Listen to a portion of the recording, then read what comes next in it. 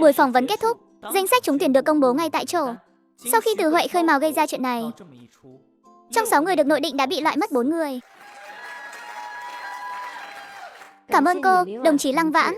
Dừng lại đi, đồng chí La Gia Huệ. Người cô nên cảm ơn là đồng chí Từ Huệ mới đúng. Nếu không phải, đồng chí Từ Huệ nhất định phải truy cứu đến cùng, để mọi người chứng minh tính xác thực của kỳ thi. Thì cục trưởng Triệu sẽ không vì áp lực từ cô ta mà tổ chức phỏng vấn đâu.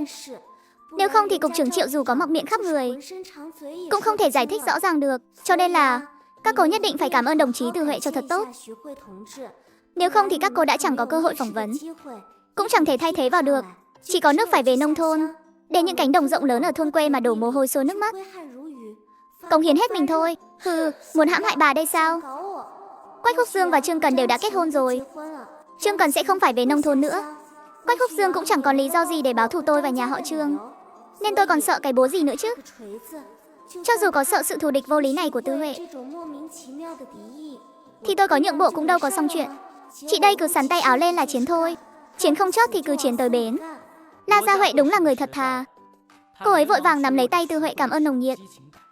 Cảm ơn cô, đồng chí Tư Huệ. Để tôi mời cô đi ăn nhé. Thật sự cảm ơn cô rất nhiều. Đồng chí Lăng Vãn nói không sai. Nếu không nhờ cô trượng nghĩa lên tiếng, thì tôi thật sự phải về nông thôn rồi. Mấy người khác cũng lần lượt đến xin lỗi Tư Huệ. Còn 4 người bị loại kia thì hận không thể xử đẹp Tư Huệ. Quan trọng là 4 người này đều là người thân của lãnh đạo. Tư Huệ lo chuyện bao đồng, còn làm liên lụy đến chú ba của mình, đắc tội với lãnh đạo. Cuối cùng Lăng Vãn cầm tờ chứng nhận do đơn vị cấp, vui vẻ rời khỏi bưu cục. Còn Tư Huệ thì bị chủ nhiệm Từ mắng cho một trận vứt mặt không kịp.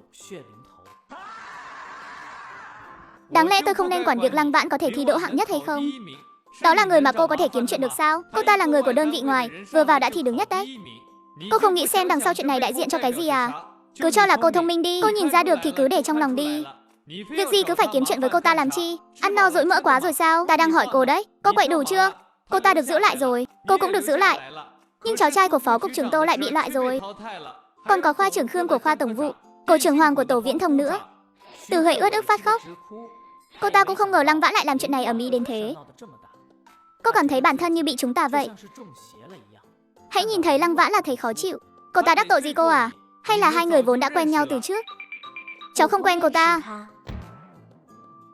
Cút mau, cô cút về nói với bố cô ấy. Chuẩn bị 4 phần quà. Tối nay đi cùng ta đến từng nhà mà xin lỗi người ta. Còn nữa, cô chuẩn bị tinh thần nhường công việc này cho Tô Hồng Uy đi.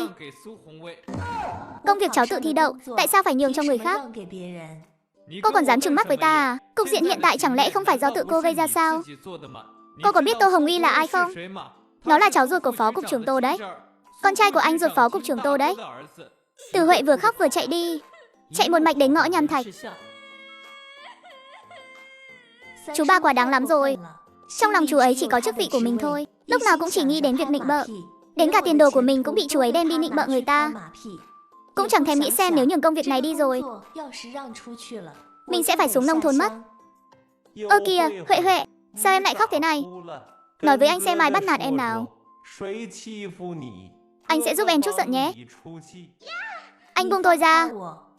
Hey. Trước sau không có ai, tên ác ôn liền nổi máu ta. Huệ, em nói xem em cũng thật là cứ thích thả thính anh mãi. Định dắt môi anh như thằng ngốc chắc. Chi bằng chúng ta gạo nấu thành cơm đi. Nấu chín rồi thì đi đăng ký kết hôn. Có giấy đăng ký rồi tôi sẽ không phải xuống nông thôn nữa. Sau này em chuyển công tác cho tôi, để tôi đi làm chịu khổ. Em ở nhà hưởng phúc. La Vĩnh càng nói càng phấn khích, động tác trên tay cũng ngày càng thô bạo. Ngay lúc đó, báo cảnh sát sao Lăng Vãn? Cô mà tốt bụng cứu tôi sao? Cô và La Vĩnh là cùng một ruột, các người thông đồng với nhau. Đừng tưởng cô làm vậy là tôi có thể tha thứ cho cô. Cô báo đi. Cô không báo thì tôi báo. Vừa dứt lời, một bóng dáng hiên ngang bước tới. Trạng thái này của Quách Húc Dương nhìn là biết bị trúng thuốc rồi. Đúng là để mình đoán trúng rồi. Thế giới này cứ liên tục cướp đi tình tiết chuyện. May mà mình đủ cẩn thận, kịp thời đến để vá lại lỗ hổng. Lăng Vãn, cô hạ độc tôi. Tôi đã bảo là Lăng Vãn tại sao lại đưa sổ hộ khẩu một cách sảng khoái như vậy? Trương Cần, hóa ra là muốn làm chúng ta lơ là cảnh giác. Đợi tôi ở đây, nếu không phải vì bị trúng thuốc bẩn, không dám chạm vào đàn bà, tôi nhất định sẽ lao tới bóp chết cái đứa này. Câm miệng đi, Quách Húc Dương bị trúng thuốc nên phản ứng rất chậm. Có thể tỉnh táo chạy đến đây đã là nỗ lực cuối cùng rồi. Thế là dưới ánh mắt kinh hoàng của Tư Huệ, túm lấy cổ chân Quách Húc Dương rồi kéo anh ta ra khỏi con hẻm. Tư Huệ cảm thấy có thứ gì đó rất quan trọng đang rời xa mình. Tim rất hoảng loạn, cũng rất đau đớn. Cô ấy muốn đuổi theo, nhưng lại bị Lăng Vãn ngoảnh đầu lại, dùng ánh mắt hung dữ định trụ lại. Lăng Vãn kéo Quách Húc Dương ra khỏi hẻm, thì thấy chiếc xe jeep của Hoắc Tiêu đang đỗ bên đường. Hoắc Tiêu theo dõi mình sao? Cũng đúng thôi, Hoắc Tiêu nghi ngờ mình là đặc vụ mà. Theo dõi mình cũng là chuyện thường. Còn Hoắc Tiêu đang đứng tựa vào xe, nhìn thấy Lăng Vãn đang hì hục kéo Quách Húc Dương ra. Vẻ mặt bỗng chốc cứng đờ trong giây lát. Bây giờ tôi chẳng cần phải xác nhận nữa, Lăng Vãn đối với Quách Húc Dương tuyệt đối không có lấy nửa phần yêu thích.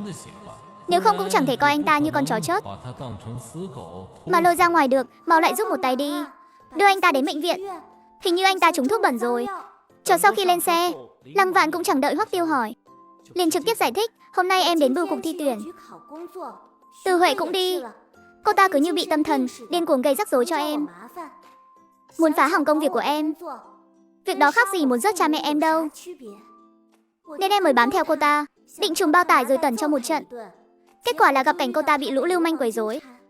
Em đánh ngất lũ lưu manh, thì Quách Húc Dương lại từ bên tường thấp leo qua. Em thấy trạng thái của anh ta có vẻ không ổn, nên đã gõ cho một gậy ngất luôn. Lăng Vãn nói thật giả lẫn lộn. Vốn dĩ cô đã định trùm bao tải Tư Huệ, thế nên dù có nói dối trước mặt Hoắc Tiêu, cô vẫn rất hùng hồn, không hề thấy chột dạ chút nào. Hoắc Tiêu nhìn con đường phía trước, khẽ nhếch môi cười. Đến bệnh viện, bác sĩ là người quen, chính là người đã rửa ruột cho Lăng Vãn đấy. Anh ta cũng ăn nhầm nấm độc sao? Vâng, là chỗ nấm còn sót lại ở nhà. Thật không ngờ Hoắc Tiêu cũng có một mặt thâm hiểm như vậy. Sau khi nộp viện phí xong, Lăng Vãn liền nói với Hoắc Tiêu, em đi tìm vợ anh ta đến chăm sóc. Anh đưa em đi nhé. Quách Húc Dương rửa ruột vẫn cần thêm một lúc nữa. Em bắt xe buýt thì chậm lắm, đến khi tìm được người tới thì Quách Húc Dương cũng có thể xuất viện rồi. Anh Cần, sao em lại ở đây? Anh tỉnh rồi à? Là Lăng Vãn và đối tượng của cô ấy đưa anh đến bệnh viện đấy. Cũng là họ về nhà đón em đến để chăm sóc anh.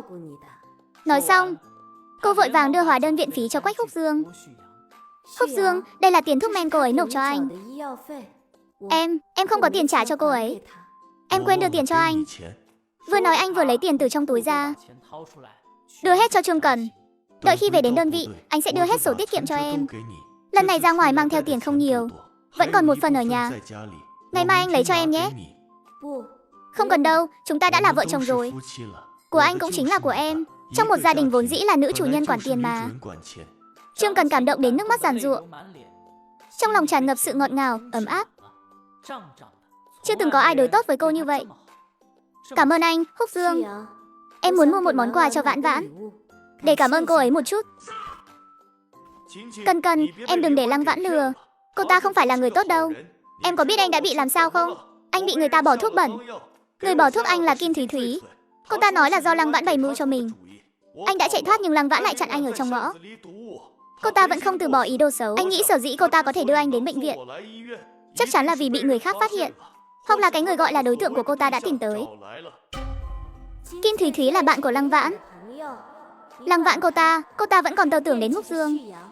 Cần, lát nữa xuất viện anh sẽ đi cùng em. Nói rõ chuyện của chúng ta đi.